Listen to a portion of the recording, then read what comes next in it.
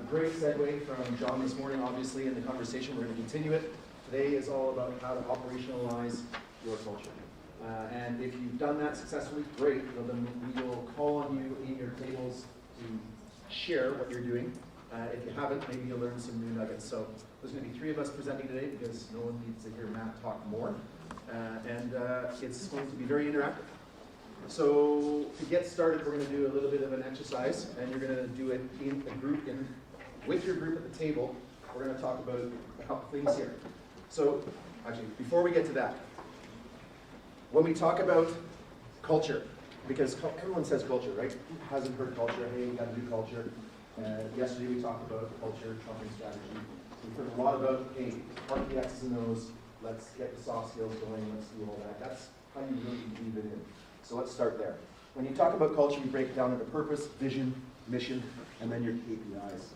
It's a really systematic and formulaic way of actually bringing it to life. And we're going to cover that today, how to go through it from a tactical perspective, from a communications perspective, and overall. Culture is the most important thing, and clearly, we've really an opportunity to get culture, improve culture, how do I say it nicely? Improve the culture of our sport of soccer in our country. Okay?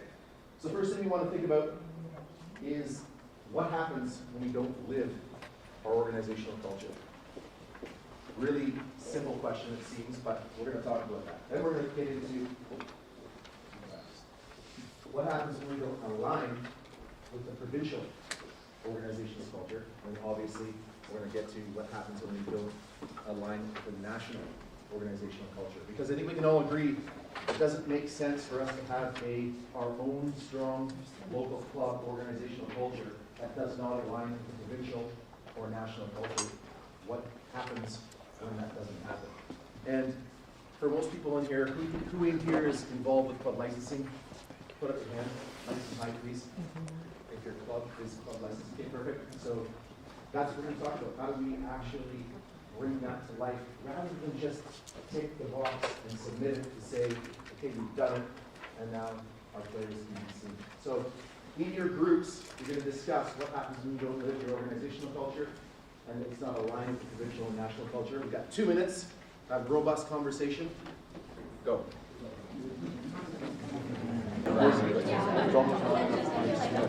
Everybody, we're going to go around and ask 5 tables what your discussion was. We'll start with that table back there. Gabe, your table. Very important. Okay. We're talking about trust in the system, again, from all levels, making sure that the province is steady the role, making sure that the provincial body is steady the role for district, and then after that. And what happens when there's a big breakdown of trust? Misalignment, responsibilities are all that, and everybody pointing fingers at each other. Yeah, not my job, not my fault. Good, thanks. That table back there, what are some of the things that you uncovered? We talked a little bit about resistance to change, but if you follow the process, you become better for it. Absolutely, makes sense. Good. Raheem, your table? Thank you. We actually may have gone a little bit off topic in our conversation compared to the exact wording there. But I think what we talked about is if people don't know who they serve, then how do you even know what your culture can be? So if you say you're a community organization, do you actually serve your community and all of it? Or you just serve the people you want to serve in your community? And so you can't have you have a misaligned culture if you're not serving who you're actually supposed to serve. Absolutely, good point. Over here. Who wants to be the spokesperson?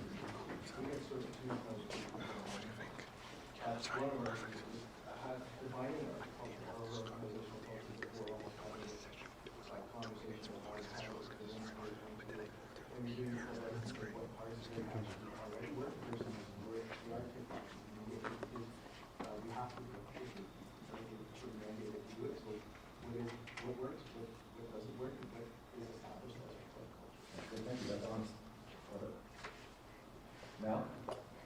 Losing interest of your stakeholders. So they buy into your culture when they come on board. If you're not continuing to live that, and then why am I here? So what do I stand for? What are we trying to achieve? That's a great point. There's nothing more effective and less sexy than the word consistency. Let me say it again. Nothing more effective but less sexy than the word consistency, because that's where we fall down. And in any organization that has a great culture, that is the toughest thing, is to maintain that level of culture, right? Has everyone probably experienced it?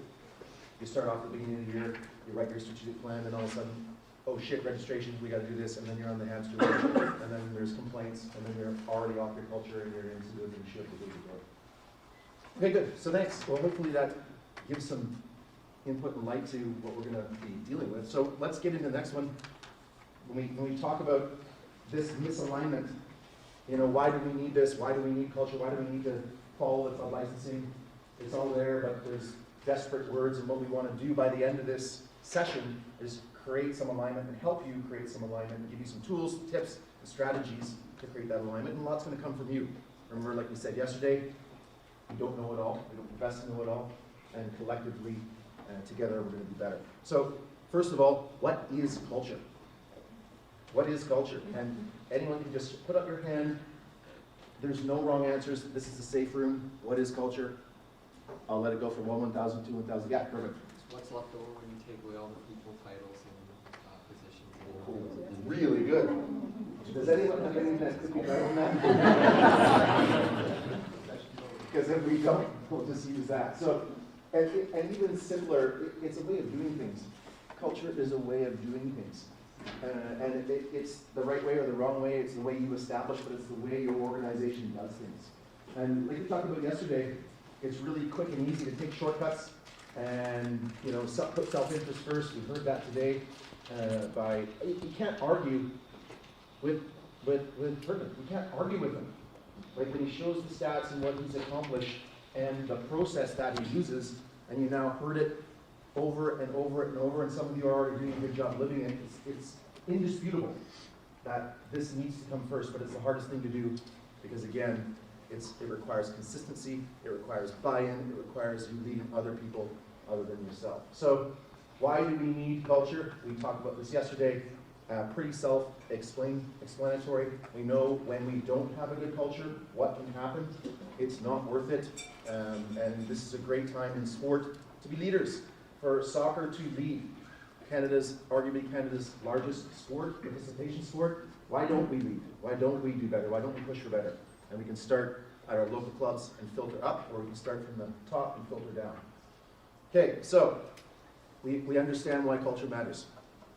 Who's responsible for leading culture? Who's responsible for upholding culture, and why? Everyone. Everyone. Who's everyone? Players, coaches, referees, everybody part of the club. And what happens when someone refuses to lead or is not interested in being a part of that? What do you do? We say that easily, and you're right. How do we address it? Education? Mm-hmm. We have a strike one, strike two, strike three rule. There's no right answer for this. I'm asking everyone here, what do you do when someone's not upholding your culture? What do you do? Just more demonstration and Talk, yep. Feedback. Okay, bring them in, sit them down, reinforce.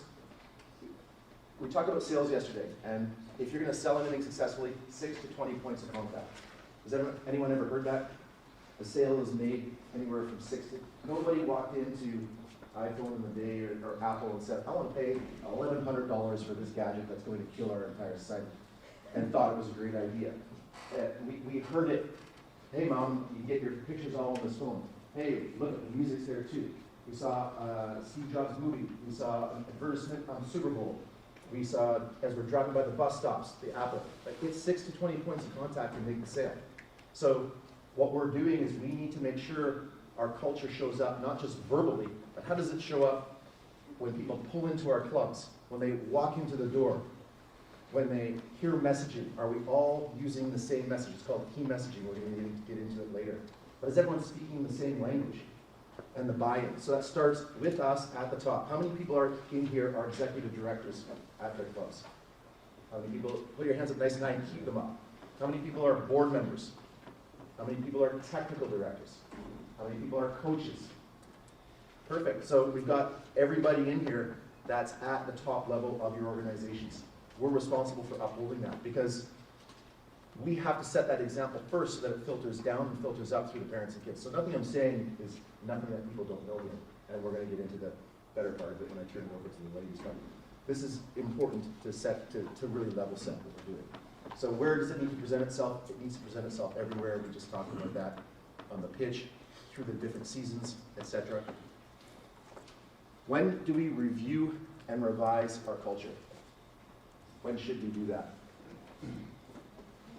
No. Yeah, you said it. Ongoing. So it's always a process. It's not something that we just set down at the beginning of the year and then send out the questionnaire at the end of the year that says, hey, as a club, did we do what we said we were going to do? And it has nothing to do with the values that we discussed yesterday of the kids, the players, the parents, and the coaches. So we need to constantly be revisiting, revising, and reviewing our culture. Okay, any questions so far? Pretty self-explanatory? Hot here, huh? Nope, just me. Sweaty. How do we maximize our cultural return on investment? Have a plan. Yep. Work hard at it. Work hard, have a plan. Accountability. Yeah, I'm gonna go back to you because you had a really good answer. Metrics, it needs to be able to be measured. What's that? It needs to be able to be measured and stuff. Who is this? Who are you? It's Paul. Paul. Yeah. Yeah. Dave, not Paul. I mean Paul. Great answer, Paul. Anyone else? How do we measure our cultural return on investment? Have an action plan. Action plan? Retention. Who said that? Retention. That is the ultimate, because we're in the business of attract, retain, and grow our sport. Attract, retain, and grow our sport. What are we good at? We're good at attracting. Come on, kids, sign up, sign up, sign up. Hey, we gotta get new players, we gotta get new players. We often neglect the players that we have and bringing them into that culture so that they turn into players at whatever level they want, whatever pathway they want to pursue. And if it's not players, then they can go into officiating, then they can go into coaching. How do we level up? How do we make sure that they want to stay in our club? How do we make sure that they want to come back after they play and contribute to their club? How many of you are, put your hand up nice and high, are working at a club that you played at? Put your hands up nice and high. Okay, so not that many. So that's a great opportunity for us, no? Because if we're doing things really, really well, despite moving away and doing different things, if we can get more people coming back to our clubs and participating, then that's a great culture. That's a sign of a great culture, like the All Blacks. The All Blacks have a great example. Okay, any questions on anything to do with what we've covered? Yeah? Talk about retention, but isn't also measuring it based on how many you take on? Absolutely. Successorship, yeah. So that would be growth. So attract, retain, and grow.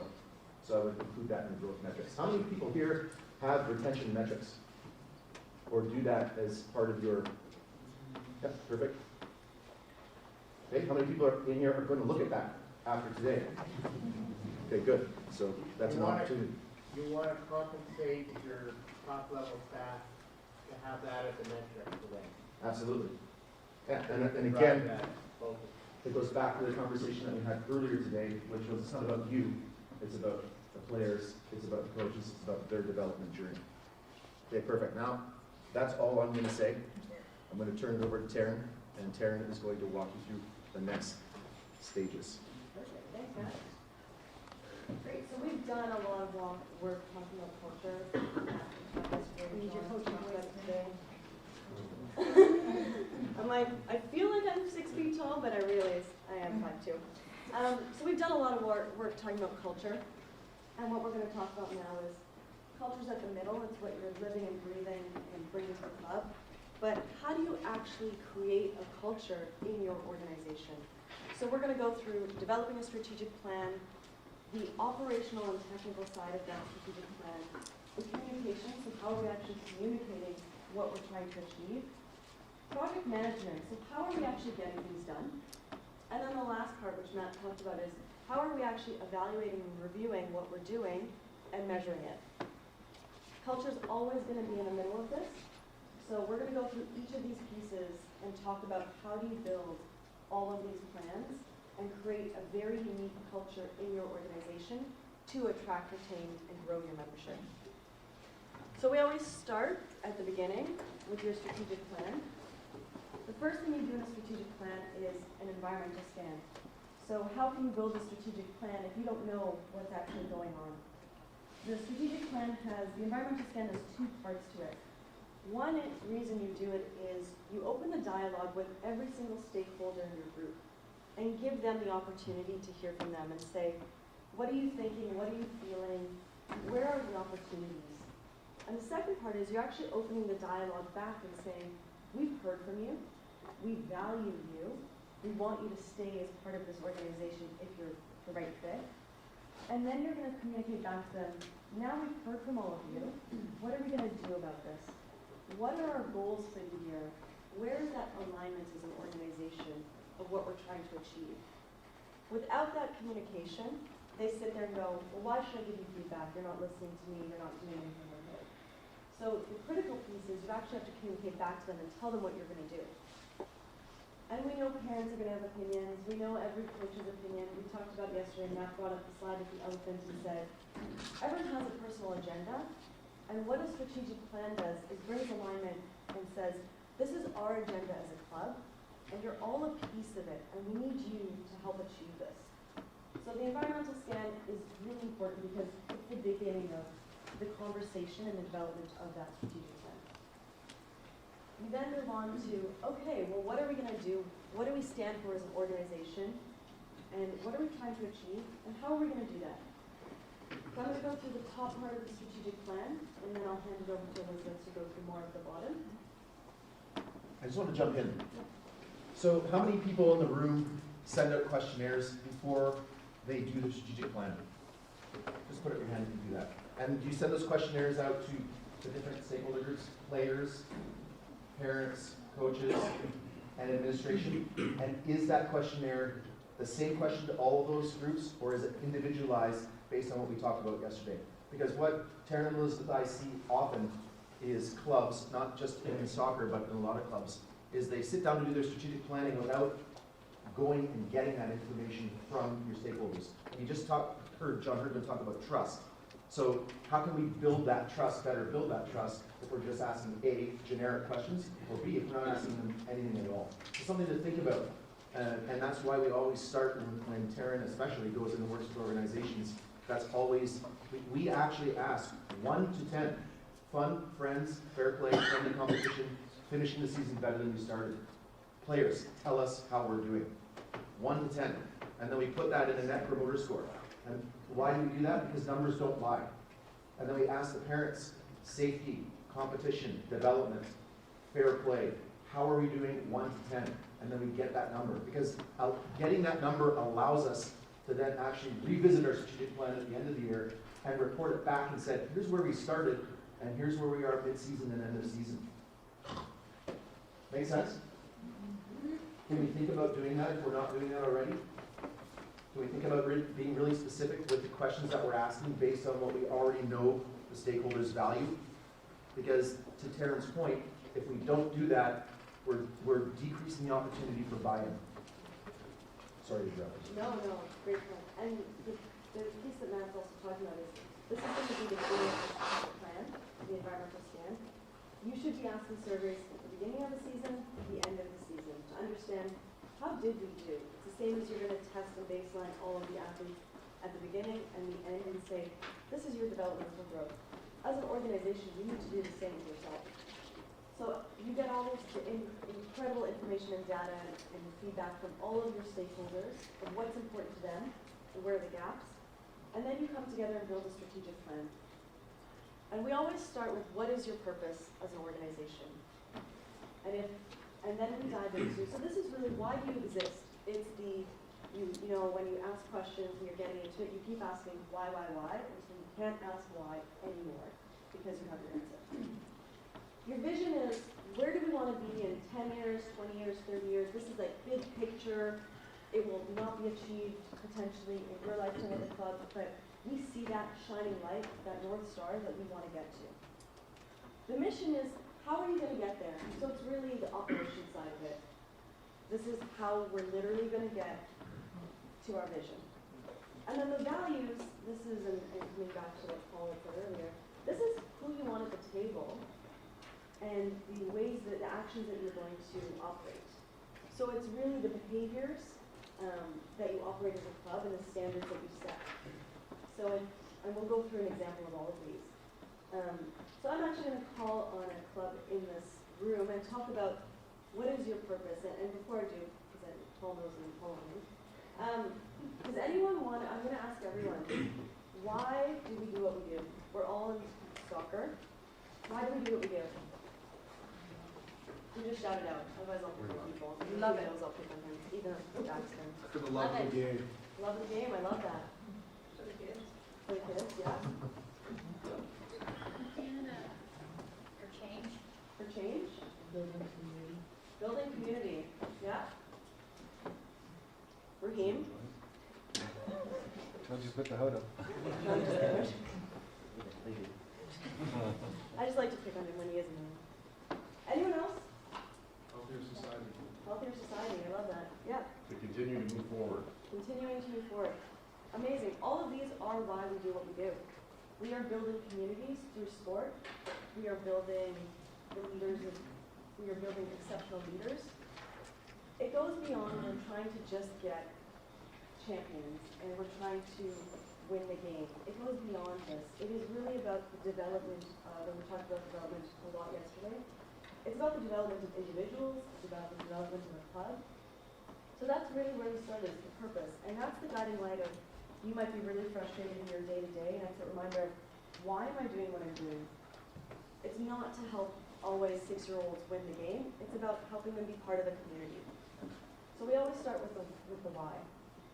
So I'm gonna ask Paul over here, not that Paul, this Paul, but we like nicknames for Pauls. Waterloo United just went through this. So can you tell us what is the strat plan, purpose, vision, mission, values? Have you memorized it? That's what you're asking. Yes.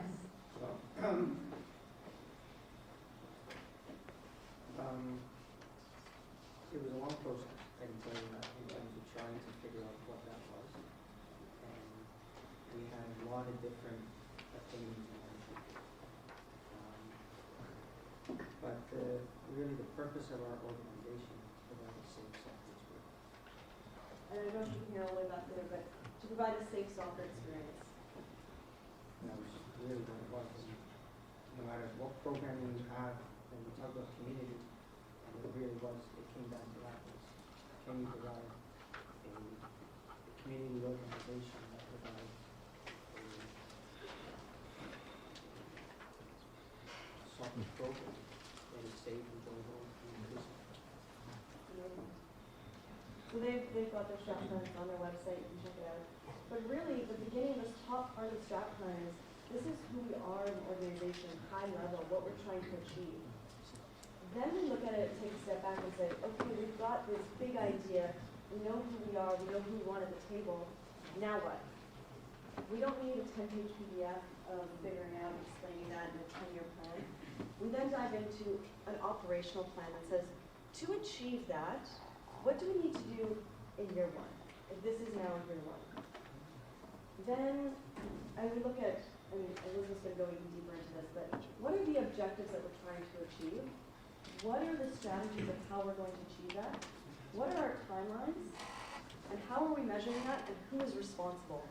So you really take this big picture idea and say, okay, this is how we're actually going to achieve it.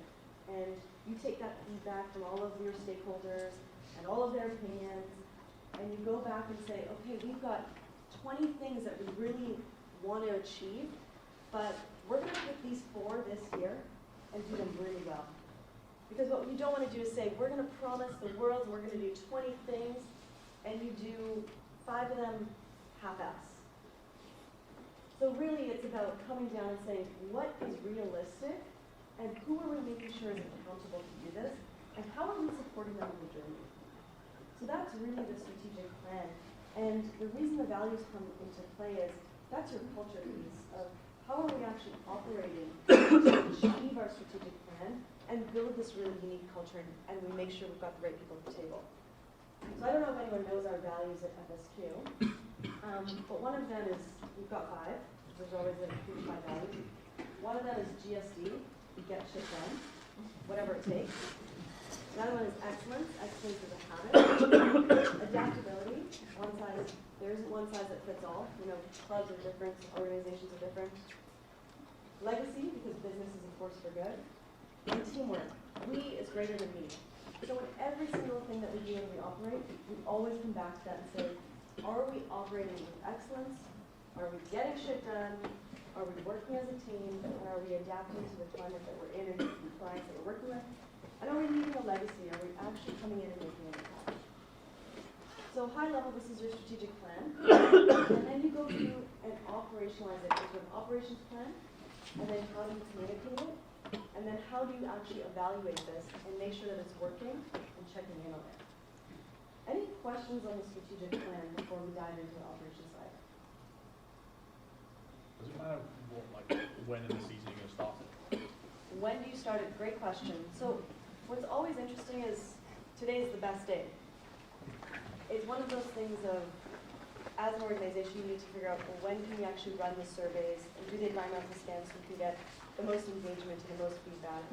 When can you actually bring people together? Sometimes at the beginning of the season, registration's going and it's chaotic, so you can actually get people's attention. So as a club, you need to figure out when in the season makes sense. Is there, you know, some clubs do it in the summer when they're a little bit quieter because the outdoor programs are running and they can get the staff. But it is really important to pick a time and do it and commit to it. And also pick a time to check in. So every month at your board meeting, you should be reporting back and looking at it and saying, how are we tracking? And every year you do the same thing where you actually redo your strategic plan and reevaluate and say, is this all true? What do we need to evolve and change?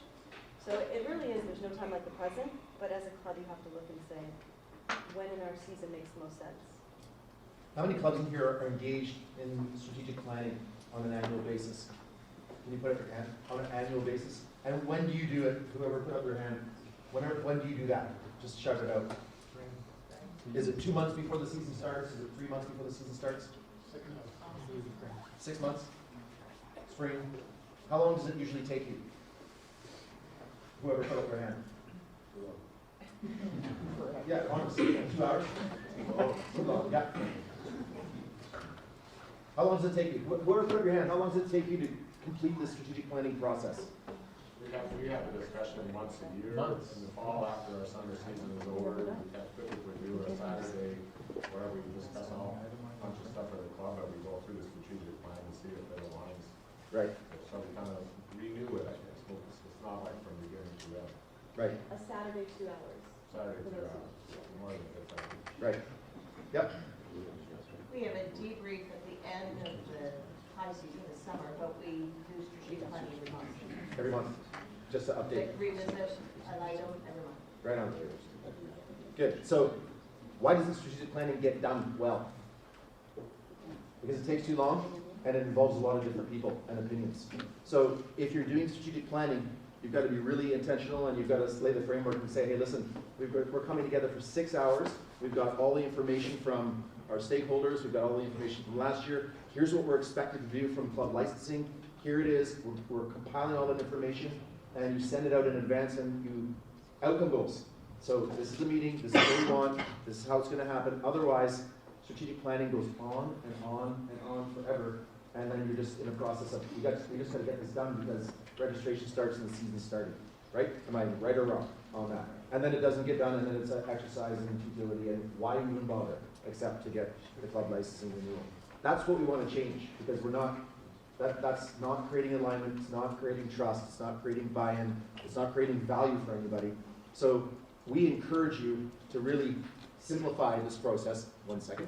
We encourage you to really simplify this process. And if you need help, call us. That's what we do is help you. Call somebody. If you don't want to call us, call anybody that has done this that can help guide you through it. Like Paul said, it was a long process for them. And actually they had to go at it twice over the span of what? A year and a half with different people, different boards, etc. But now what we're seeing is this, and now it's coming into this. Yes? So we have a small club where I'm at, and the problem I'm finding is getting any feedback. Like I send out the information, I talk about it. We haven't done any sort of formal strategic planning as of yet, but I can't get feedback. I can't get that information. How do you get people to buy into it, or actually even look at the email Yeah, good and not question. send it to the meeting?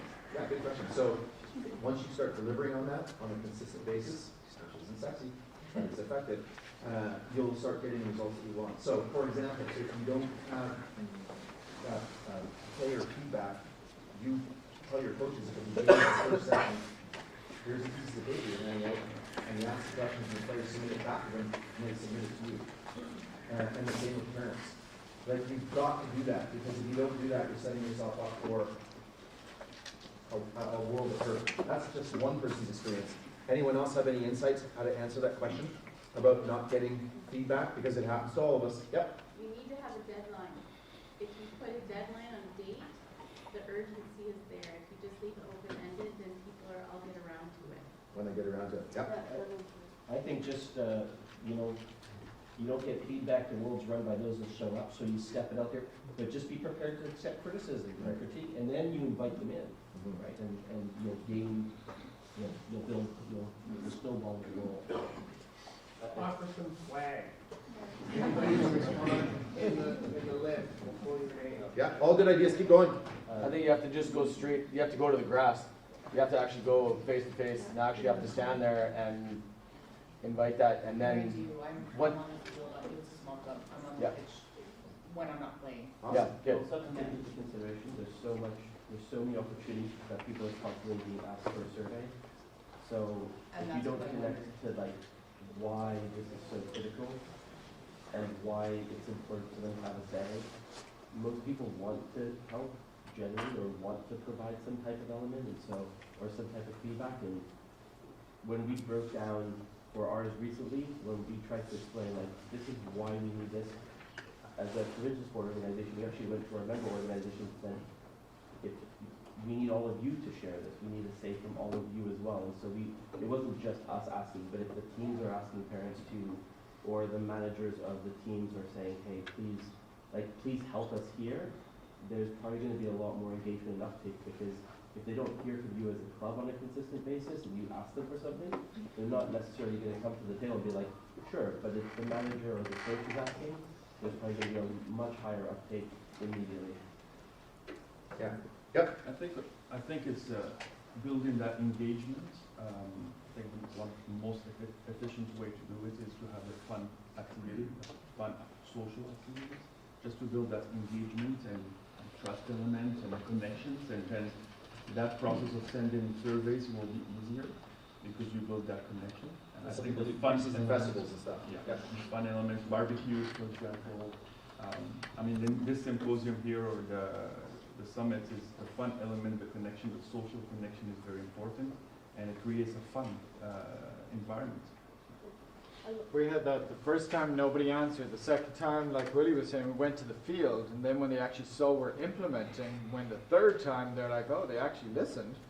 Now they're willing to answer. Yeah, hey, that's the point right there.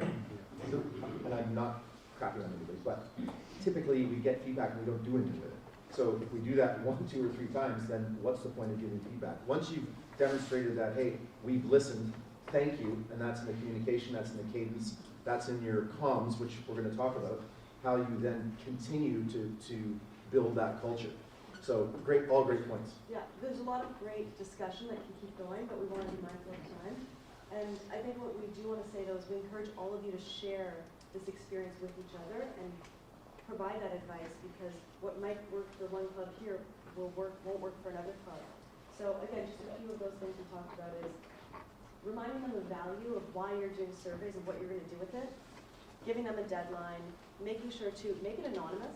For a lot of people too, they're like, ooh, if I have to put my name, I don't want to be my full self and give you everything. But then also talk to the coaches, talk to the administrators. Do you know how many coaches you have? Do you know how many survey responses you should get? So you can literally email the coaches and say, we've got 17 out of 23 surveys back. The 6 of you who haven't done it, and I don't want to shame the bad way, but you won't know the names. Just say you need the last 6 to submit it. So there is ways that you can encourage them, and then again, it's once they see the value, they'll keep continuing and look forward to it. And consistency, like you keep saying, preseason, end of season. Parents know it's coming before, they know it's coming after, the players, the coaches, administrators, everyone. So we're going to dive right into the operations of it now, then the marketing, the communication side, the project management, and the evaluations. Hello, everyone. do know a lot of you in the room. My name is Elizabeth McCaw, but I was actually an executive director for 7 years. So when we talk about strategic planning and our vision, mission, values, what I also want us to look at is it is irrelevant if we're in club licensing. If we're not, even if we're not striving to do the paperwork, check the boxes, all of the things we're talking about is just naturally how we run sport business. So if we want to run a strong sport business, we should just be naturally doing these things as part of our annual cadence. I understand, because I lived in your seat, it is extremely, extremely difficult to put these things at the top of the to-do list.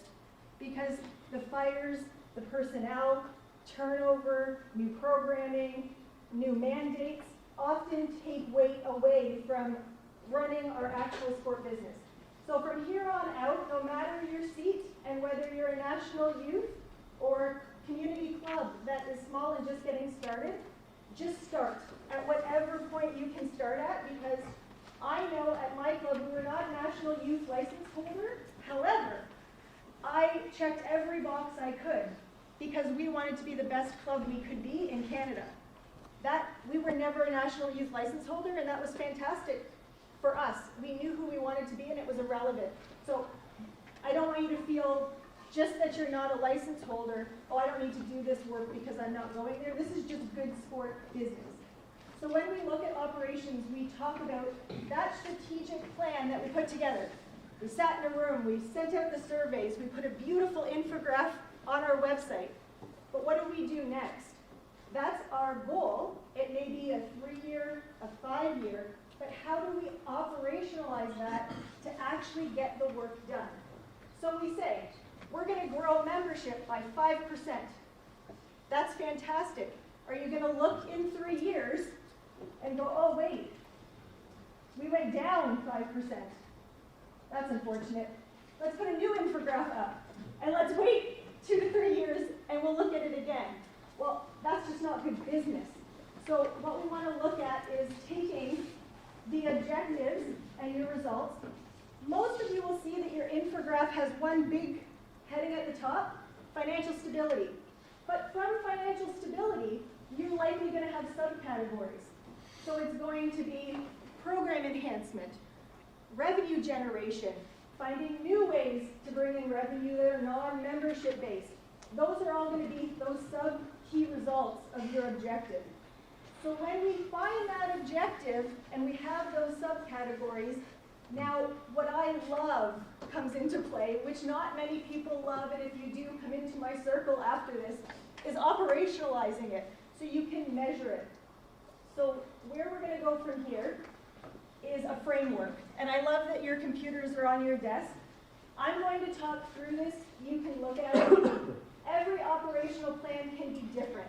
I'm sure if you ask Dave for examples at Canada Soccer of all the different versions of operational plans, there is no right way, cookie cutter. You're going to Google it. You're going to get assistance from consultants. You're going to do it yourself.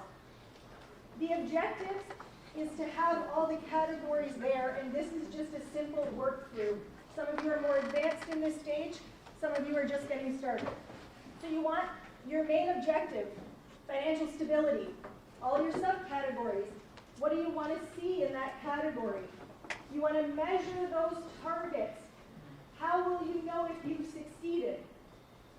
If you have financial stability and it's program growth, what are those actions in programming that you're going to do to achieve that goal? Accountability. Who in your organization is accountable for that box?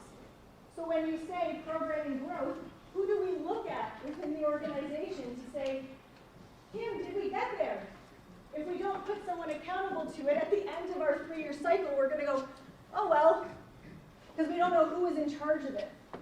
Budget considerations. Our budget consideration is what impact is it going to have on the club budget. So when we actually go through our budget cycle, we can see how that objective is going to align with the financial stability of the club.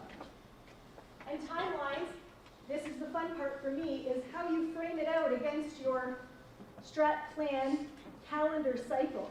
If you say your strat plan is 3 years, then you want your timelines to align with your overall strategy. I personally like to have an image like this up as I'm operationalizing my plan. I do so because the infograph says it's a 3-year cycle. If we break it into quarters, then we see, okay, I've got 3 years, 12 quarters to make this happen. Take each line, go through the process. What you can also do here is write when your budget is created. So if that's your Q3, then you know in Q3, any of your budgetary decisions need to align with the yellow. So it's going to help you align those objectives, how you're going to get there into the cycle. When is your high season? If your high season is Q2, don't put your heavy load into Q2 because you're going to misbalance your operational plan.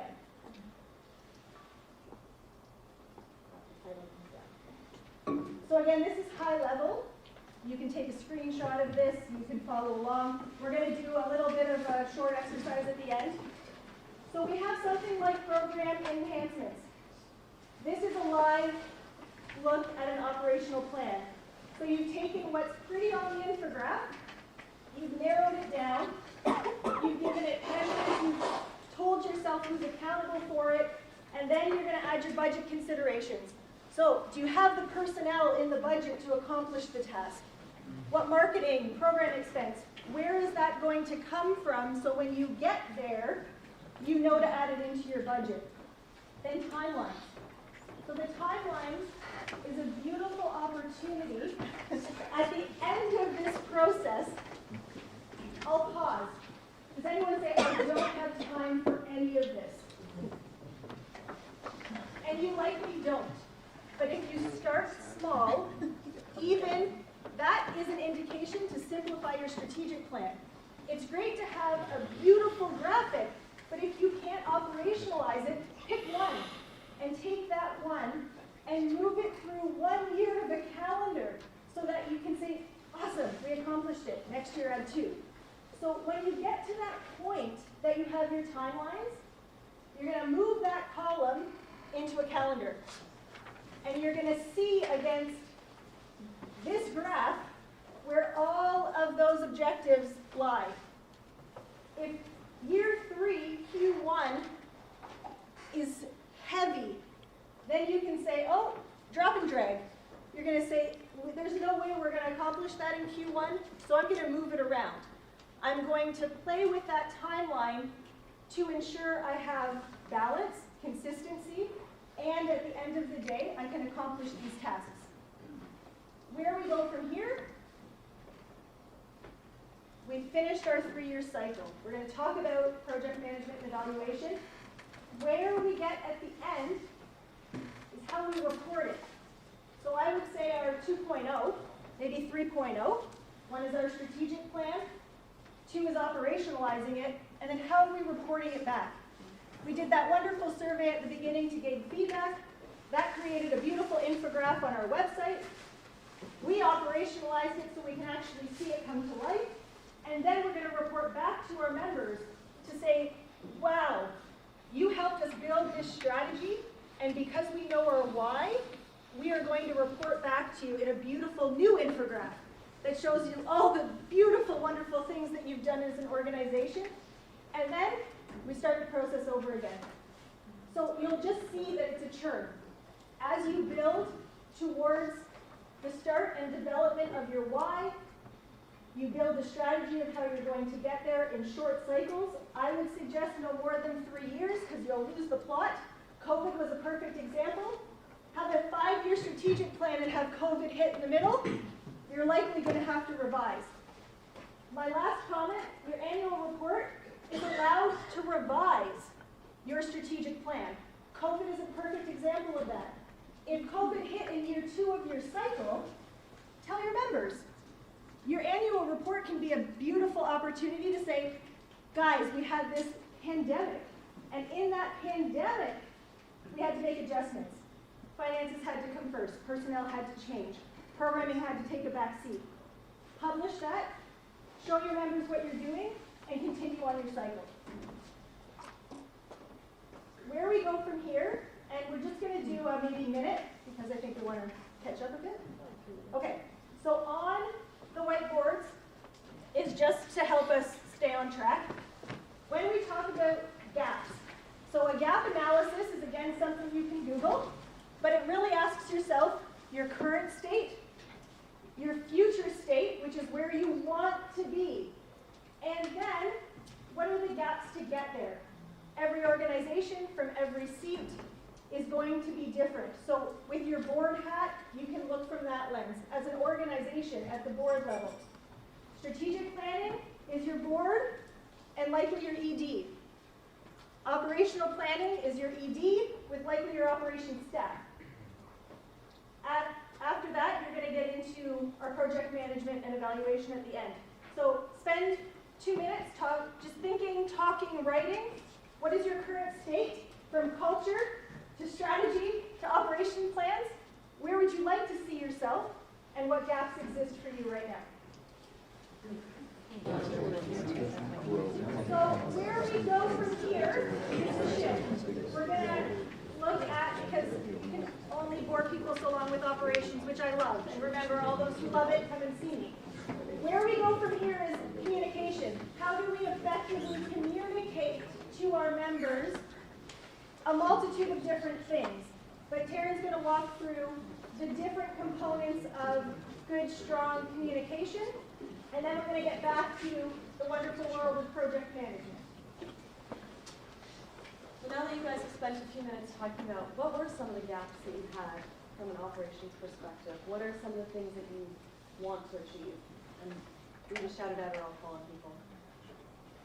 I'll take my time when I call you, Ruby, don't worry. I know it's coming. Anyone want to jump in and talk about one of the great, I'll just pick 5 tables otherwise. Human resources. Sorry, say that? Human resources. Human resources, yeah, great one.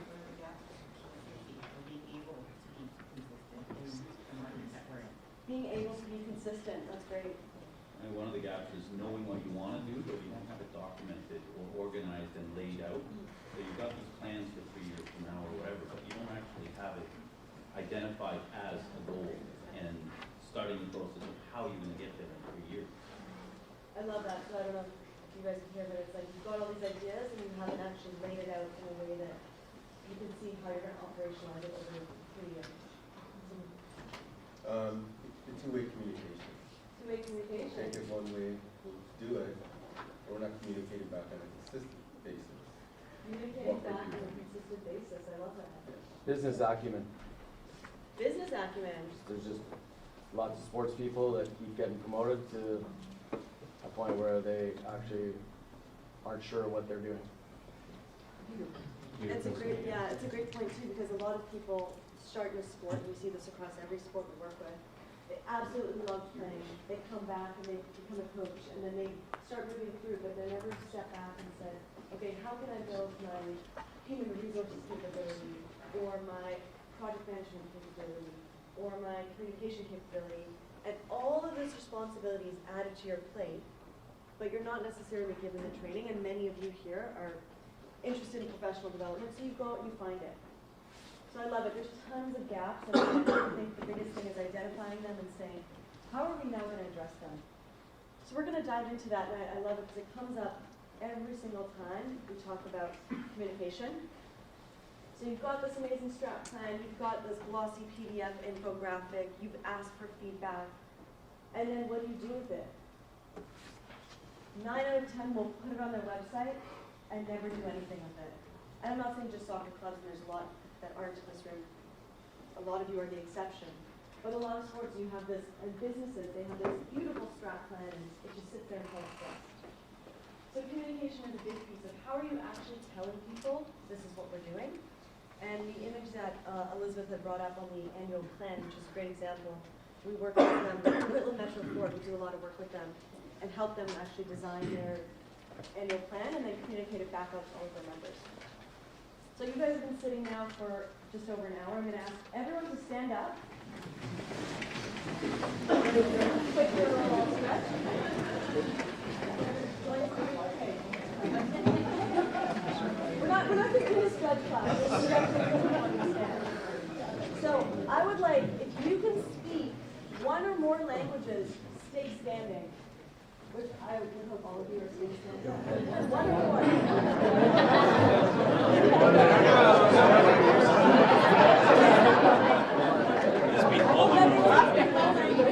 Everything done very well. I didn't say you have to speak it well, but you can speak at least one more language. Amazing. So everyone can speak at least one language somewhat well. Okay, if you can speak 2 or more languages, stay standing. And then off you go. You can go to Mexico and you can order a drink. This was important.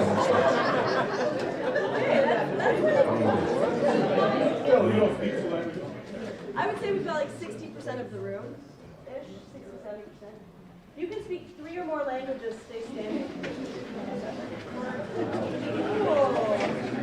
We're gonna get to the end. Okay, 4 or more languages.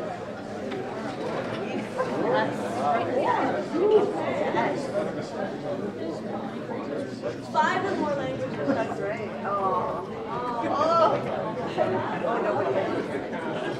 For the people who speak 4 or more languages, stand back up. What languages do you speak? English, Japanese, a little bit of Spanish, and a bit of French. Amazing. English, sort of Croatian, Italian, and French in the process of learning, but Listen, I would say say hello, say thank you. it's a must for Ottawa Club. It's very bilingual. Which languages do you speak? English and French. I lived in Sweden for 3 years, so I have basic Swedish, and I studied German at university, so a little bit of German back many years ago. Perfect. English, French, Italian, and a bit of Spanish. Amazing. Lots of love languages in here. Yeah. English, Portuguese, Spanish, and I live in Korea for 5 years, so I can survive in Korea. I lived in Hong Kong for 6 months, and all I knew was my address. So Oh, that was awesome. So what's really important here is, one more? Oh, perfect, yes. Absolutely. Oh, no, I'm really good now. Which languages? Spanish, French, Italian, and English. Oh, that's 5 languages. Okay, so what's really important here is we all have at least one language that we can sit and talk to each other. But there's a lot of different languages out here, and we live in Canada, it's a very diverse place. And I'm not sitting here lecturing you about you need to learn 16 different languages to operate your club. What I think is really important is we can put people who sit in a room and speak 5 different languages with no one same language, and it'd be a little bit of an issue. But we all speak at least one language together, and there's tons of communication issues. So part of that is we want to come together and speak a shared language. And I'm not saying just English. What I'm saying is you come to the club and everyone is speaking consistently. We are talking about what is the purpose of our club and why do we do what we do. I want every single coach to be coming out of, if you ask them and poll, there's 30 coaches, you ask them why the club does what they club, you should have 30 of the exact same answers. And that's what's really important is we often forget that we're not communicating to each other. We have so much going on in our day-to-day that we're not actually taking a step back and saying, are we giving the right people the right information and being transparent and building that trust? We have done strategic planning with, I don't even know how many clubs, Waters United is one of them. We've worked with a lot of clubs out west, and communication always comes up as an issue across every single stakeholder. And part of that is people just don't know what's the process, what's the system. They come to us and say, well, we need to be on social media, and we need to be on TikTok, and I don't know if you guys know this, but Matt's actually going to start a TikTok account, and he's going to start dancing. That is not the answer. The answer is not, you need to be on 16 channels, and you need to be putting videos out there. It really starts with internal communication. How are you actually speaking to your people and helping them understand the value that they are to your organization? And how are you bringing into the conversation and not worrying about all that extra at the beginning and really building that up? So we're actually working, and this is when I will eventually call in our team. Why I actually want to bring our team up is Saskatchewan Soccer Association has brought us in to work with clubs to help them level up their marketing. And not just marketing, but communication, and saying, or we're coming in and saying, this is how you actually build a marketing plan. This is how you actually communicate back to your members. This is how you really think about who are you speaking to, who are your different stakeholders. And making sure that from pre-season, 8 weeks before, what you're saying to them, getting them excited, getting them ready, to 8 weeks after, and keeping them in the loop. So it is really important. We're going to dive further into it. And the reason communication is so important is when your communication is working well, you are a well-oiled machine. And it takes time to set up the emails, and it takes time to set up your Slack channels or your social media. And it's really uncomfortable if you don't come from a marketing communication background. You all of a sudden have to write tweets or write emails and be very consistent with it. Once you actually set it up for one season, rinse, repeat, copy, paste, rinse, repeat, copy, paste, and you just keep redoing it and improving it. So we want to take a lot of that stress out of it, you don't need to be amazing and perfect, you don't need to have the best infographics and visuals, but you just need to be consistent. And we're going to dive into some examples on this. So we really want to help you get to part of that operational plan is communicating what you're doing, why you're doing it, and that constant repetition. So I'm going to give 3 quick examples. 1 soccer, 2 not. We love hockey, don't we? What a big does my team. But why I want to bring up these 3 examples is there are 3 very different clubs. So you've got FC Barcelona. I don't know if many of you have seen this video that they have on their website. Their whole ethos is we're more than. We're more than winning. We're more than just the points. We're more than just the players on the field. And they really talk about and build this phenomenal marketing campaign with this video that you get goosebumps and you're excited to be part of it. So aside from talking about the fact that they're how many billion in debt, they have done a great job of saying to their members and saying, you're part of this, you're part of the history, you're part of the growth and development. They highlight diversity, they highlight the development on the women's side. They really talk about it and always say it's more than just winning. It really is about the fans, it's about the players, about the officials, the coaches, the administrators, every single person. And they're so consistent with it. Another example, and I'm not sure how many of you know who the Trashers are, but there's a really good Netflix Untold docu-series on it. They're a hockey team that a mobster bought for his 17-year-old son. And I mean, watch the documentary from a culture perspective, just brutal. Like, they were all about fighting, and they were all about just being like the bad boys in the block. But they had built a phenomenal culture with fans who showed up at every single game and bought season tickets. And 15 years later, they're still getting together and talking about it. And they were only around for 1 year or 2 years. But they built this phenomenal culture, and they communicated, and they said over and over, this is who we are. And they showed up every single time and were consistent with their messaging. The Winnipeg Jets, that's my hockey team, so I had to put them in because they disappeared. But even when they went away, I was still a Jets fan, and we didn't have a team. So it just goes to show, and then they came back, and they came back stronger than ever. But they have this phenomenal atmosphere and culture, and they go in, and the communication they do with their members is incredible. So these are just 3 examples, and I know they're organizations with big money behind them, but you don't have to go that big. It really is about how are you celebrating the wins, the day-to-day wins. And I'm not talking about the score or the standings or the schedule. What are the wins in your club?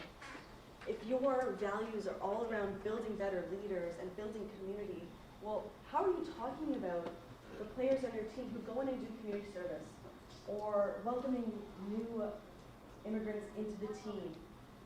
If anyone has an example of the way that you celebrate something in your club, we'd love to hear it because there's probably a lot of them. Oh, seriously, coming up with some answers.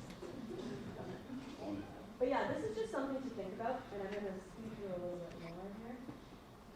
Marketing and communication really is about building funnel. So you're really starting with how are we building awareness of who we are as a club? How are we making sure people consider us and they understand our unique values? And then really, once you get them into your club, how are you making them loyal and your advocates? Because the biggest, we know we're all in sales, the biggest driver in sales is going to be word of mouth. a kid has a phenomenal experience, a parent understands your development theory, a coach loves what they do, they will be your sales team. So it really is about internal communication and aligning on what that strat plan is and your purpose, your vision, your values. We're going to hold questions just because I know I'm really kind of time now. There's tons of social media platforms. Do not do all of them. Pick one or two, do them really well that you know your target audience will be on. We can dive more into this. You can find me this weekend. And build a communication plan and be very consistent. So really think about, if we don't have a ton of resources, and I'm just going to use an example of a club that has, 1.5 staff people. Okay, so just put out something on social media once a week that says, this is what we're doing. This is what's happened this week, the wins and the losses, the celebration that we're having. And just be consistent. There's a lot of tools out there, and I know from a marketing side, I know I'm kind of flying through this. If you as a club want to go deeper into marketing, we can help you. There's also a lot of grants. We've worked with a lot of clubs out in Saskatchewan and BC that they apply for a grant to get money to fund their marketing. But this slide, these are just examples of tools. A lot of them are free that you can use to help make your marketing easier. If you have questions again, happy to help. So what I'm going to leave you here is think about what is the current state of your communication? Where do you want to be? And that really should be everyone understanding what you stand for and being able to repeat it in the moment. And how are you going to get there? What are those gaps? We're not going to give you time right now to think about this. We'll give it to you at the end. And I'm going to hand it over to Elizabeth to talk about project management. Okay, so when we look at project management, or for our purposes, I want you to think of project management as program management. The term program talks a little bit more towards what we do day to day. And I'm going to go through it pretty quickly because this is kind of another one of those 2.0s. You've got your operational plan, it's churning. Now you're going to want your programming to start being seamless. And an informal way to look at project management is how we move information from one person to another. So what's on the screen as you read, you may have said to yourself at your club at some point, oh my gosh, if this person leaves, how will we turn that information over to the next person? They've been running the house league for 20 years and it's all in their head. How can we move that information from one person to another without playing a wonderful game of broken telephone? So that 20-year personnel moves from the role, and they do it like that. Maybe it's a car accident and they have to take 2 months off. Maybe it's that, oh my gosh, so-and-so resigned, and they're not giving us any notice. Culture may have something to play in that, and they walk. If you don't retain a good program management system, you're constantly going to be in training and transition. And when we talk about we don't have time, sometimes it's because where we're spending our time is on the wrong things. If we spend our time as an executive director counting uniforms on a field and trying to connect with the supplier because we don't know the contact because the person left, that is a problem top down in how we are planning. So to go quickly through this, so I'm going to keep this as a screenshot. The biggest components of this plan, and you can look up PMI, the Project Management Institute. If you're like me, you can strive to become designated, which is where I'm on my way. Plan and monitor are the two most important pieces to this puzzle. You can get a ton of information, and I'm going to show you some examples. We initiate with what is the program and what's its goal. That's all we need. The plan is the most important part. How do we get from the start of the program to the end of the program in a systematic, aligned way? Execute, by theory, is we're getting it done. We're in season, it's doing what it needs to do. Monitor is, are we actually reflecting against the plan? My suggestion, every program in your club, NSO, PSO, should have a project manager. And that project manager can be different. It's a lot of load on a project manager to have your high performance and your recreation and your competitive coordinator.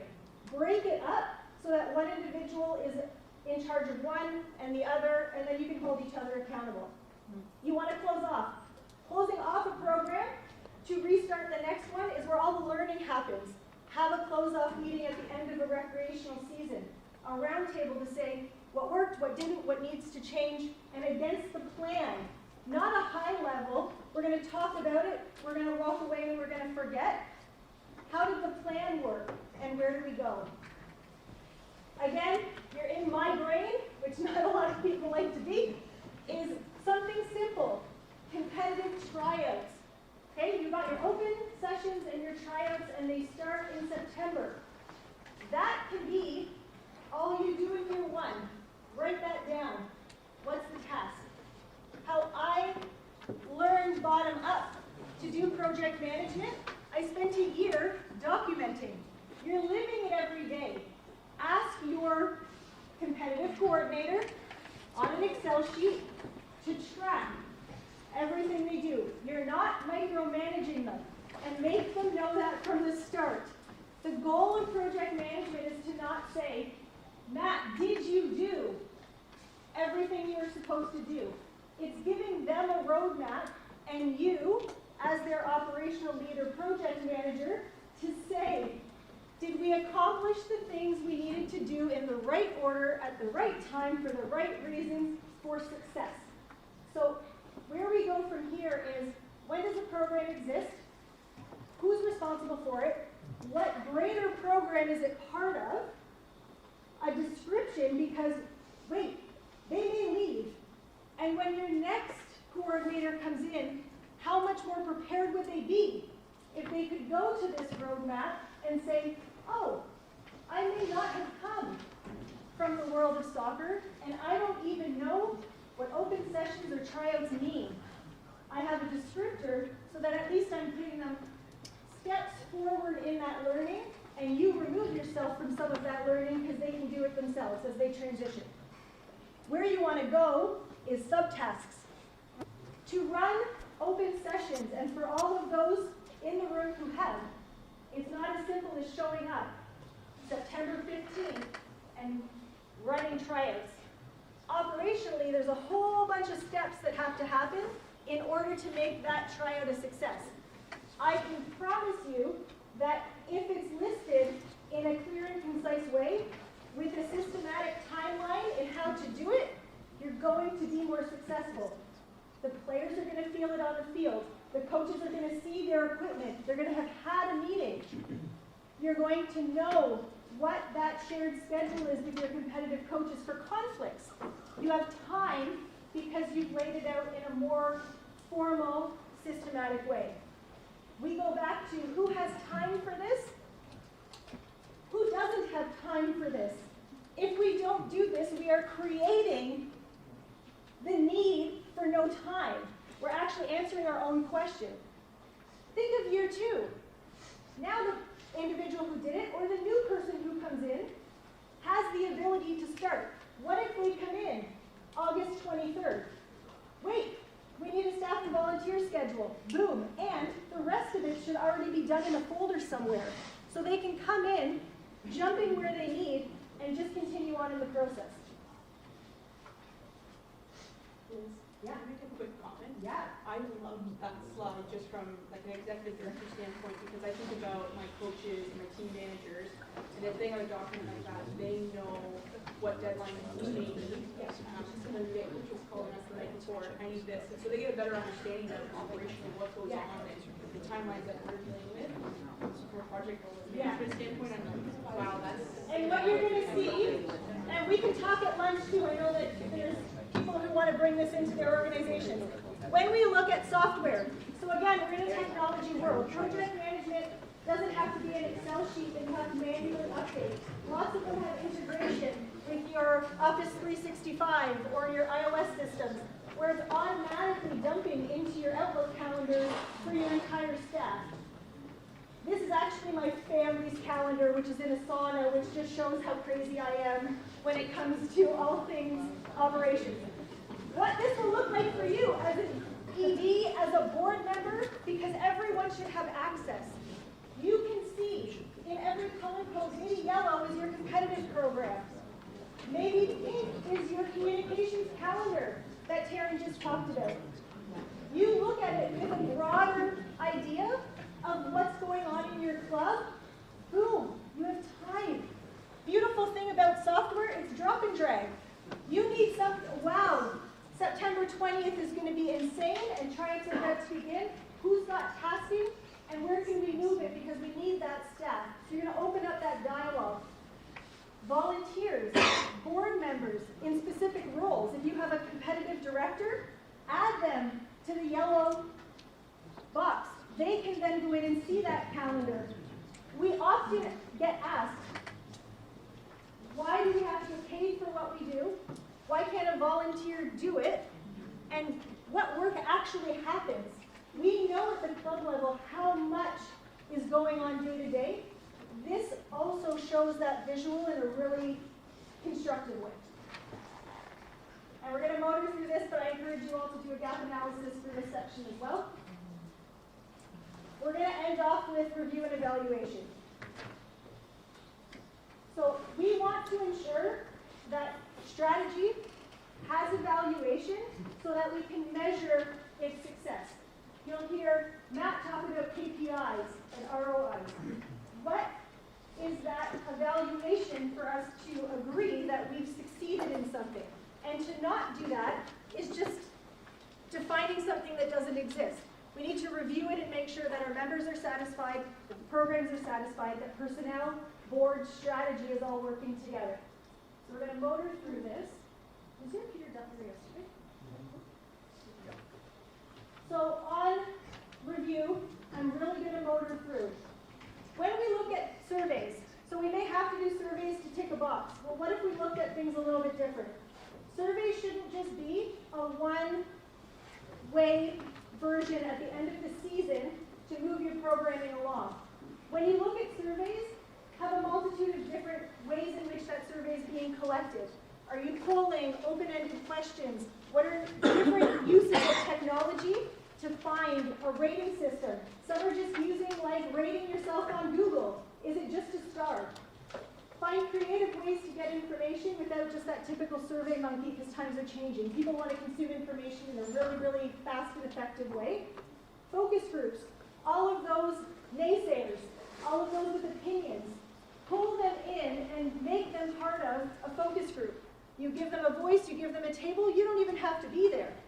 You can put one of them in charge. Their goal is to gather information and give it back to you. That sounds terrifying, but you're giving them a platform. You may get some exceptional feedback because they might be a hot and heavy person, but their ideas might be fantastic. Give them a platform. Players, show up at your field. Have your staff, your volunteers show up and ask 3 questions. Are you having fun? How's the experience? Would you come back? All of those things on a live environment, you may get far more consistent data than sending out that survey, and more people may want to talk to you. Retention, growth, data. We talked about what data are we asking for and pulling from the information we have. We all use online membership platforms, but do we add any custom fields? So when we look at custom fields, do you ask demographics? Do you ask how they found us? Do you ask, is this your second year? Are you returning? Is this your first time playing soccer? All of these pieces that are just part of a parent's registration can then be pulled at the end of the year and used to implement and grow your programming. And what I will end with is, we don't survey just at the end of the year. We don't survey just at the beginning of the year and end of the year. I would encourage you to do a mid-season survey. What we found at our club, a quick, simple, mid-season house league survey changed dynamic at the field. A mid-season coach-to-coach parent survey found the toxicity in some of our teams, and we changed it so that when the team was going to go toxic and walk out of the room at the end of the year, we caught it. We could do that evaluation midstream and fix the problem. Sometimes we're so busy that we forget to ask. So I will leave you with that. Do you have any final thoughts? Thank you, Matt and Taryn, for giving me the space to do this today. And we will move on to, do you want to do this slide? Oh, go ahead. When we talk about culture, what we want to leave you with today. At the beginning, we talked about misalignment. What happens if we're not aligned? And the actual answer at the end of the day is there is no soccer. The sport doesn't exist. If you dive deep enough into that question, you cannot satisfy a program, a set of members, if you aren't aligned from top to bottom. Obviously, with some alignment, you sit in that uncomfortable middle of some misalignment, some alignment. What if we were 100% aligned? So we just want to leave you with the words on the board. At the end of the day, the system works together. And that's what we want to have left you with today. Wrapping right around to the business of sport is a lot more complex than people take it, and culture. And Matt Young's work, Taryn's work, I'm super excited to be involved, is where we want to take the system moving forward, and culture wins 100% of the time. Thanks, Elizabeth. I think Let's give Elizabeth a hand.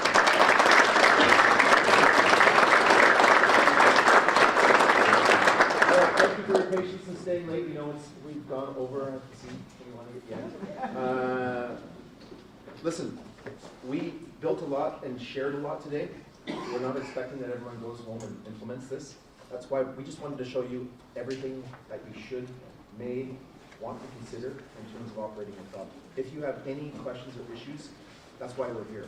And as Taryn said, we work for organizations that have just asked us to come in contract. We're that disciplined project management that will help that go along. If you don't know how to do it, if you want to know, it doesn't matter what size your club is. And we've gone and got government grants to work with organizations and new people in organizations like she said in Saskatchewan.